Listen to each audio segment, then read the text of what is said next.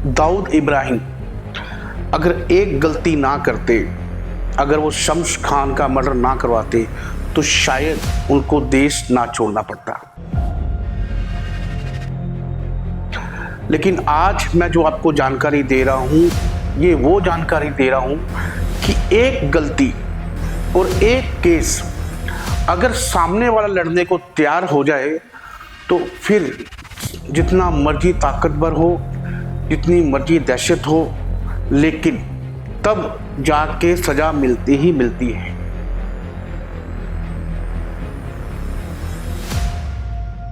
आपको लगेगा ये एक फिल्मी कहानी है, पर ये फिल्मी कहानी नहीं, एक असलियत है कि कैसे इस देश में कानून काम करता है और कैसे एक आदमी को इंसाफ लाने के लिए, इंसाफ पाने के लिए 12 साल तक लड़ना पड़ता है।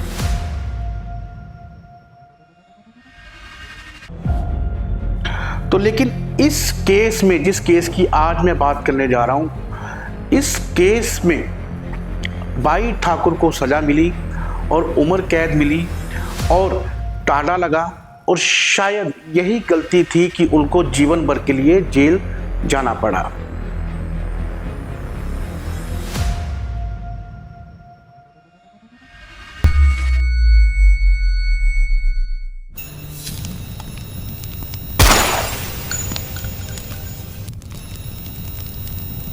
दोस्तों, फिर एक नया दिन, एक नई शुरुआत और एक नई कहानी।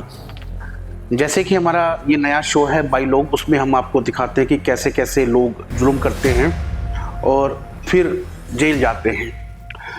भाई ठाकुर के बारे में मैंने पिछले अंश में थोड़ी उनकी जानकारी दी थी, लेकिन आज मैं जो आपको जानकारी दे रहा हूँ, ये वो जानकारी दे रहा हूँ कि एक गलती और एक केस अगर सामने वाला लड़ने को तैयार हो जाए तो फिर जितना मर्जी ताकतवर हो, जितनी मर्जी दहशत हो, लेकिन तब जाके सजा मिलती ही मिलती है। ये जो केस की कहानी मैं आपको सुनाने जा रहा हूँ, ये एक देश के इतिहास में ऐसा केस है कि जो बड़े बड़े मुजरिम होते हैं, जो गैंगस्टर लोग होते हैं, तो गलतियां करते हैं, उनकी एक गलती के कारण उनको जेल जाना पड़ता है। दाऊद इब्राहिम अगर एक गलती ना करते, अगर वो शम्स खान का मर्डर ना करवाते तो शायद उनको देश ना छोड़ना पड़ता।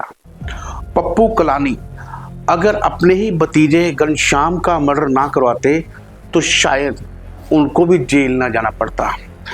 इसी तरह से डैडी अरुण गौली अगर एक नगर सेवक शिवसेना का मर्डर ना करवाते तो शायद उनको भी जेल न जाना पड़ता। तमाम ऐसे केस होते हैं, आपको जानकर हैरानी होगी, इनके ऊपर 100 केस थे, एक्टोशन के और टेरर एक्ट के, कोई ऐसी कलम नहीं जो इनके ऊपर नहीं लगी हो। तो लेकिन इस केस में, जिस केस की आज मैं बात करने जा रहा हूं, इस केस में भाई ठाकुर को सजा मिली और उम्र कैद मिली और टाड़ा लगा, और शायद यही गलती थी कि उनको जीवन भर के लिए जेल जाना पड़ा। तो ये केस मैं आपको बता रहा हूं आज। और सुरेश दुबे एक व्यक्ति हैं जो नाला सुपारा, जब हम वसई विरार के बीच में एक छोटा शहर पड़ता है नाला सुपारा, उस समय छोटा था, गांव था, लेकिन आज की तारीख में सबसे बड़ा शहर मुंबई में अगर देखा जाए, सबसे ज्यादा प्रवासी अगर रहते हैं तो वे रहते हैं नाला सुपारा में। कहते हैं गरीबों का सहारा नाला सुपारा। बात है 80 के दशक की, जब 80 से दशक के हम जा रहे थे, तो अंत में एक तारीख 9 अक्टूबर 1999, वो तारीख भाई ठाकुर अपनी जिंदगी में कभी नहीं भूल पाएगा कि उस दिन मैंने क्या गलती कर दी और उसकी सजा मुझे आज तक मिल रही है। गोरखपुर से एक व्यक्ति आते हैं मुंबई में। मुंबई से सटे हुए नाला सुपारा में लोग, जब जमीनें महंगी हो रही थी तो डेवलप हो रहा था, रीडेवलप हो रहा था, तो वहां पर बिल्डर लोग आ जाते हैं बिल्डिंग बनाने के लिए, उसका निर्माण करने के लिए। 90% जितने भी आज तक बड़े बड़े गैंगवार हुए हैं, ये हुए हैं, वो सब जमीनों के कारण हुए हैं मुंबई में। और ये भी जमीन का ही मामला था जिसके कारण सुरेश दुबे का मर्डर करवाया गया। तो नरसिंह दुबे नरसिंह दुबे गोरखपुर से आए थे। उनके 5 से 6 बेटे थे, लेकिन मैं 3 बेटों का नाम जानता हूं। उसमें से एक है सुरेश दुबे, जिनका मर्डर हुआ, जिनकी तस्वीर आप ये देख रहे हैं। एक थे ओम प्रकाश दुबे, जो डॉक्टर थे, और एक सुभाष करके शायद उनका नाम था। 3 बेटे ये थे, बाकी 2-3 बेटे और थे। कहा जाता है कि नरसिंह दुबे हाइट 6.5 फुट, सब लोगों से अच्छे से बात करना, पढ़े लिखे कम, लेकिन जब वो बात करते थे बहुत अच्छे से करते थे। उनका एक रुतबा नाला सुपारा में बन चुका था। आज भी जब आप नाला सुपारा स्टेशन पे उतरते हो ईस्ट में, आप देखोगे सामने एक दुबे स्टेट करके बहुत बड़ा एक शॉपिंग कॉम्प्लेक्स है, वो इन्हीं का है, दुबे परिवार का ही। तो इनके एक बेटे थे सुरेश दुबे, जिनकी कहानी मैं आज आपको सुनाने जा रहा हूँ। तो कहानी की शुरुआत करते हैं। आपको लगेगा ये एक फिल्मी कहानी है, पर ये फिल्मी कहानी नहीं, ये एक असलियत है कि कैसे इस देश में कानून काम करता है और कैसे एक आदमी को इंसाफ लाने के लिए, इंसाफ पाने के लिए 12 साल तक लड़ना पड़ता है। तो मेरा नाम है पंकज बेदी और आप देख रहे हैं खबरी लाल टीवी। तो शुरुआत करते हैं। नरसिंह दुबे गोरखपुर से आते हैं और रहना शुरू करते हैं नाला सुपारा में। नाम अच्छा बन जाता है, कुछ समय बाद फिर वो धीरे धीरे नाला सुपारा के जो जमीनें हैं वो खरीदना शुरू करते हैं और वहाँ पर रीडेवलप करते हैं, या कुछ कमर्शियल या कुछ फ्लैट बड़ा बनाकर लोगों को सेल करते हैं। इनके एक छोटे भाई सुरेश दुबे, उनसे बड़े भाई ओम प्रकाश दुबे। एक दुबे भवन है नाला सुपारा में, नीचे उन लोगों ने एक कॉम्प्लेक्स बनाया हुआ था जहां पर दुकानें थी और कुछ कमर्शियल एरिया था। फर्स्ट फ्लोर पर ओम प्रकाश दुबे, जो इनके छोटे बेटे हैं, उनका अस्पताल चलता था और खुद भी प्रैक्टिस करते थे और बाहर के जो 3-4 डॉक्टर थे वो भी प्रैक्टिस करते थे, दुबे अस्पताल। उसके सेकंड फ्लोर पर इन्होंने अपना एक आलीशान घर बनाया था जिसमें पूरा परिवार, दुबे परिवार रहता था। तो घर परिवार बहुत अच्छा चल रहा था, सब कुछ बढ़िया चल रहा था। जमीनें लेते थे, बनाते थे, रीडेवलप करते थे, बेचते थे। लेकिन इसके पैरेलल में ही एक ग्रुप और था नाला सुपारा में, जो था मानिक पाटिल, क्षमा चाहूंगा। मानिक पाटिल ग्रुप ऐसा था कि उसका काम भी जमीनें लेना था, जमीनें बेचने था। अब जिसने जमीन दी, जिसने नहीं दी उसको मार दिया या मरवा दिया, तो जमीन अपनी, या फिर पैसे कम करवा के गरीबों से जमीन ले ली और उसको अच्छे भाव पे बेचना। इसके साथ ही पैरदर में उस समय एक नाम चल रहा था, वसई, विरार, नायगांव, नाला सुपारा, यहां तक कि पालघर तक। उस नाम था उनका बाई ठाकुर। बाई ठाकुर वसई विरार के राजा कहलाए जाते थे। उस समय उनकी दहशत बहुत थी। ये जो अभी हैं वो हितेंद्र ठाकुर हैं, उनके छोटे बहू हैं। लेकिन इससे पहले जो बाई ठाकुर थे उनकी बहुत कम तस्वीरें आएंगी, आपको सर्च करेंगे तो एक ही ऐसी तस्वीर मिलेगी, नहीं तो नहीं मिलेगी। आज की तारीख में बाई ठाकुर किसी क्रिमिनल एक्टिविटी में नहीं है, लेकिन उस समय थे। और उनके ही भाई आज हितेंद्र ठाकुर एक पार्टी चला रहे हैं, मैंने पिछले एपिसोड में आपको बताया था, BBA, बहुजन विकास आघाड़ी। तो ये सारी बात होती है। अब 3 ग्रुप, तीनों अलग अलग जगह लेते हैं, बेचते हैं, काम करते हैं। लेकिन ये जो दुबे परिवार था ये कानूनी तरीके से सब काम कर रहा था, इनका कोई इलीगल एक्टिविटी में नहीं था। अब एक जगह बाई ठाकुर को पसंद आती है किसी गांव में, नाला सुपारा से सटे हुए गांव में। तो बाई ठाकुर उनके पास जगह लेने के लिए जाते हैं कि ये जगह हमको चाहिए, अब आप इसके पैसे बताइए कितने हैं। वो आदमी बोलता है कि हमने तो ये जगह बेच दी। अब किसको बेची? बोलते हैं सुरेश दुबे को। अब जब सुरेश दुबे का नाम आता है तो बाई ठाकुर अपने लोगों को बोलना शुरू करता है कि सुरेश दुबे कौन है, उसे ढूंढा जाए। सुरेश दुबे को ढूंढने की कोशिश की जाती है कि कौन है सुरेश दुबे। फिर मालूम चलता है कि नरसिंह दुबे के भाई हैं सुरेश दुबे। तो फिर उनके घर पे एक मैसेज भिजवाया जाता है कि एक जमीन का टुकड़ा है जो आपने लिया है, उन पर बाई ठाकुर जी को पसंद आ गई, ये जगह उनको चाहिए, आप पैसे बोलिए कितने, ये जगह हमको चाहिए। सुरेश दुबे इस जमीन को बेचने के लिए इनकार कर देते हैं। ये मामला है सितंबर की शुरुआत 1999 का। 2-4 दिन जाते हैं, 5 दिन जाते हैं, फिर दोबारा सुरेश दुबे और उनके भाई सुभाष दुबे को भाई ठाकुर खुद मिलना चाहते हैं और ये लोग उनसे मुलाकात करने जाते हैं उनके कार्यालय में। कहते हैं कि लंबी मीटिंग हुई 3 से 4 घंटे की, वहां पर काफी सारी बातचीत हुई, लेकिन सुरेश दुबे उस जमीन को बेचने के लिए राजी नहीं हुए। अब इधर से जो बहस हो रही थी, जो सवाल आ रहे थे, उनको कहा जा रहा था कि अगर ये जमीन हमको नहीं दी तो आपकी जो तस्वीरें हैं पूरे परिवार की, वो दीवारों पे लटकी नजर आएंगी कुछ ही दिनों बाद, और उस पे हार डाला होगा। तो ये बात सुनकर फिर भी सुरेश दुबे नहीं माने, तो सुरेश दुबे अपने घर पे वापस आ जाते हैं।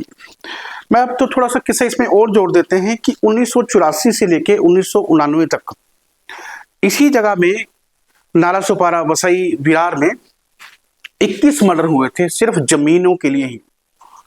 21 खून मर्डर होते हैं और उनके लिए भी कोई पकड़ा नहीं जाता। सुरेश दुबे अपने घर पे वापस आते हैं। वापस आकर अपने भाइयों से बातचीत करते हैं, यहाँ पर ये बात हुई, उन्होंने हमको ये धमकी दी। तो वो उस धमकी को नाजुक तरीके से ले लेते हैं, उनको अंदाजा नहीं होता कि ये धमकी कितनी बड़ी है। तो अपना काम पर शुरू रखते हैं। फिर एक व्यक्ति होते हैं भाई ठाकुर के खास, जिनका नाम था रमाकांत पांडे। रमाकांत पांडे को भाई ठाकुर बुलाते हैं, उनको बोलते हैं कि आप भी ब्राह्मण हो, वो भी ब्राह्मण है, आप भी यूपी वाले हो, ये भी यूपी वाले हैं, अब जरा जाइए उनसे बात कीजिए कि हमको ये जमीन चाहिए, किसी भी कीमत पे चाहिए, नहीं तो हमको लेनी आती है, बाकी आप अपने तरीके से उनको समझाइए। तो रमाकांत पांडे जाते हैं नरसिंह दुबे से मुलाकात करने के लिए, उनको सारा कुछ बताते हैं, सब कुछ बताते हैं, और कहते हैं अंत में अगर ये जमीन हमको नहीं दी गई या फिर ये जमीन भाई ठाकुर को नहीं दी गई तो फिर आपका बचना नामुमकिन है। दूसरी धमकी। अब रमाकांत पांडे भी जाते हैं, भाई ठाकुर को बताते कि ये मैंने बोल दिया, अब आगे क्या करते क्या नहीं करते वो मुझे मालूम नहीं। फिर कुछ दिनों बाद एक व्यक्ति और, जो पहले पुलिस में भी अच्छी खासी पोस्ट पे थे, पुलिस अधिकारी थे, लेकिन आजकल भाई ठाकुर के साथ थे, वो जाते हैं इनके घर पे और बोलते हैं कि आपको जमीन देनी है कि नहीं देनी है। नहीं देनी है तो खल्लास, मतलब खत्म। अब जाके दुबे परिवार को लगता है कि अब थोड़ा सा मामला खराब हो रहा है, तो सुरेश दुबे का उसके बाद घर से निकलना बंद कर देते हैं और कहते हैं कि आपको भी घर से नहीं निकलना, समय आने पे कुछ दिनों बाद हम आपको गोरखपुर, जो उनका पुश्तैनी गांव है, वहां भेज देंगे कुछ दिनों के लिए, जब तक ये मामला ठंडा नहीं होता। इसी दौरान दिन बीतते हैं तो महीने में 3 धमकियां आ जाती हैं, 1 महीने के अंदर अंदर ही, और मामला बड़ा हो जाता है। क्योंकि सुरेश दुबे ये जमीनें लेना चाहते हैं, वो बेचना नहीं चाहते, क्योंकि सुरेश दुबे ने जमीन खरीदी थी, उस पर अपना कारोबार करना चाहता था, वो देना नहीं चाहता था। मामला अटक जाता है। महीने में 3-3 बार धमकियां आ जाती हैं, धमकी भी छोटी नहीं, जान से मारने की धमकी। अब सुरेश दुबे का घर से बाहर निकलना थोड़ा सा बंद किया जाता है। उनके भाई उनको बोलते हैं कि अभी मामला थोड़ा खराब है, थोड़े दिन के लिए इनको घर से बाहर नहीं निकलने देना, और थोड़े दिन बाद हम इनको अपने जो पुश्तैनी गांव है गोरखपुर में भेज देंगे, जब तक ये मामला ठंडा नहीं होता है। इसी के बीच जो सुरेश दुबे थे, उनके साले गांव से आते हैं, यूपी से, और बातचीत करते हैं। वो अपनी लड़की के लिए लड़का देखने आते हैं। विले पार्ले एक स्टेशन है जहाँ पर पार्ले जी बिस्किट बनते हैं, हम लोग मुंबई वाले उसको पार्ला बोलते हैं, लेकिन लिखने वो विले पार्ले आता है। विले पार्ले में उनके साला साहब आते हैं अपनी बेटी के लिए लड़का देखने, और बातचीत होती है। तो वो कहते हैं सुरेश दुबे कि चलो मैं भी आपके साथ अब वापस गांव चलूंगा। अब इनके साले रेडी हो जाते हैं 9 अक्टूबर 1999 को। तो सुरेश दुबे बोलते हैं कि अब मैं गाड़ी में नहीं जाऊंगा, गाड़ी में मुझे थोड़ा खतरा है या कुछ हो ना जाए, तो मैं लोकल ट्रेन में नाला सुपारा में जाऊंगा। जैसा कि मैंने आपको पहले बताया, नाला सुपारा स्टेशन पर हमेशा हजारों लोग रहते हैं, हमेशा वहाँ पर कम से कम सैकड़ों लोग तो रहेंगे, सुबह शाम हजारों लोग रहते हैं। अगर साथ में 2 गाड़ियाँ आ जाए लोकल तो आप समझिए कि इतना रश होता है कि आपको पाँव रखने की जगह नहीं है। इसी दौरान सुरेश दुबे और उनके साला साहब लोकल ट्रेन में जाते हैं। सुरेश दुबे उनको बोलते हैं कि मुझे गाड़ी लेनी है, मैं गाड़ी की टिकट कंफर्म करवाता हूँ, आगे दादर स्टेशन या वीटी स्टेशन या फिर कुर्ला स्टेशन से कहीं से भी जाना हो वहाँ चले रहूँगा, आप विले पार्ले अपना काम खत्म करके वहाँ आ जाइएगा। तो स्टेशन सुबह जाते हैं तो वहाँ पर 5 से 10 मिनट गाड़ी लेट होती है। तो सुरेश दुबे के जो साला साहब थे वो साथ वाले बूट पॉलिश जो होता है उससे अपने जूता पॉलिश करवाने के लिए लग जाते हैं, व्यस्त हो जाते हैं। और सुरेश दुबे क्या काम करते हैं कि एक साथ वाली दुकान से, किताबों वाली दुकान से एक न्यूज़पेपर लेते हैं, उसको पढ़ना शुरू कर देते हैं।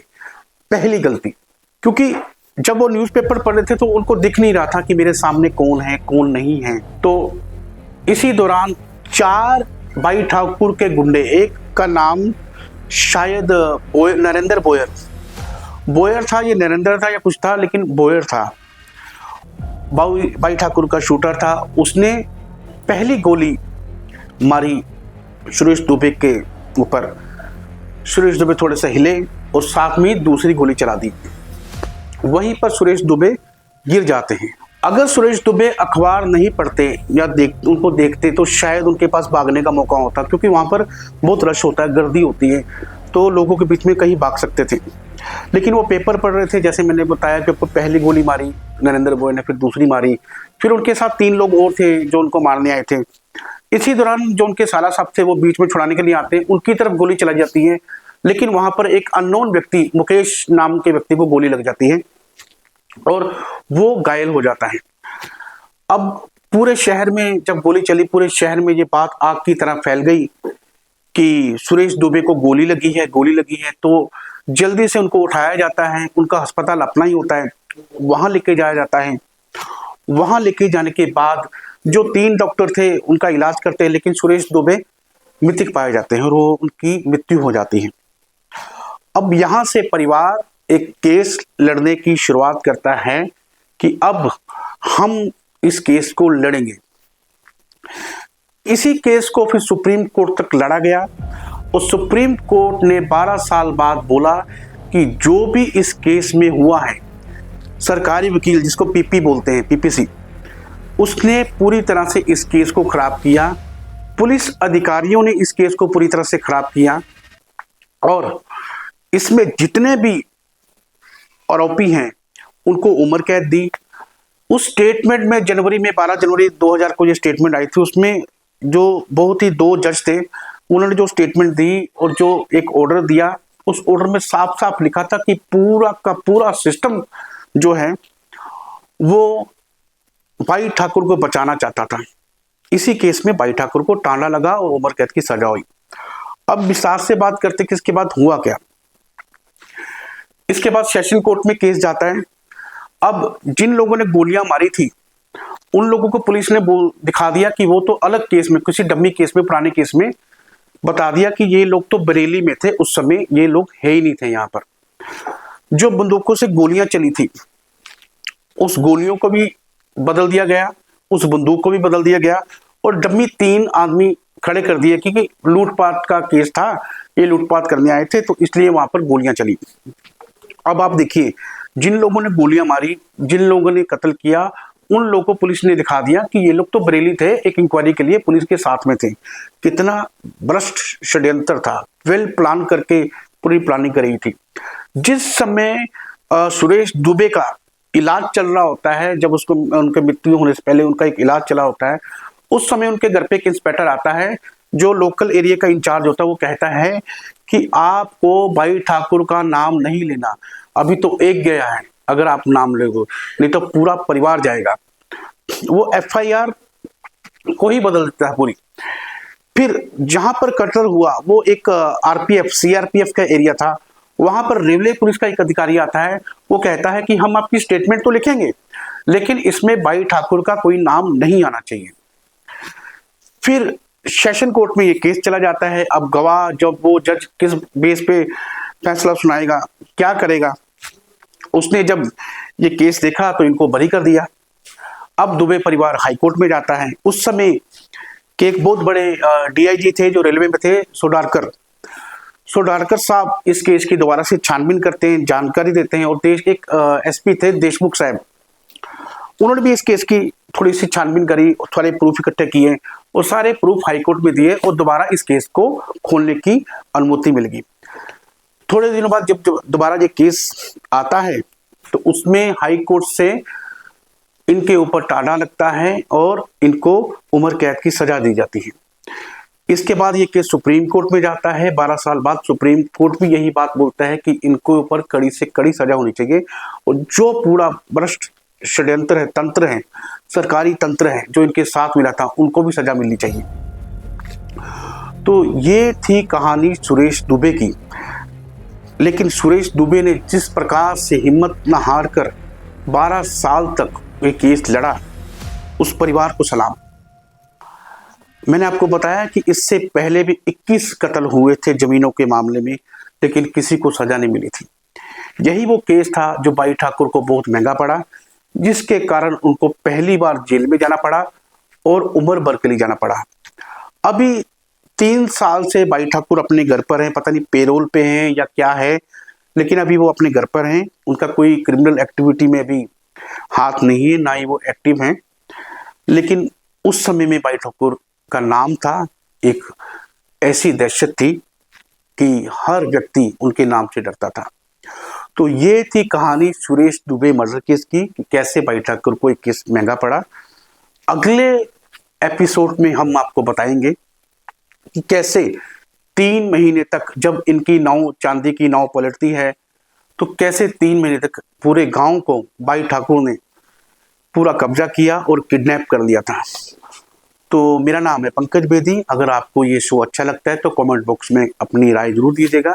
तो ये आप देख रहे थे हमारी खास सीरीज जिसका नाम है बाई लोग। और अगर आपको ये हमारा शो अच्छा लगता है, किसी के बारे में जानकारी लेना चाहते हैं, किसी की कहानी सुनना चाहते हैं, तो हमें कमेंट बॉक्स पे जरूर लिखिएगा।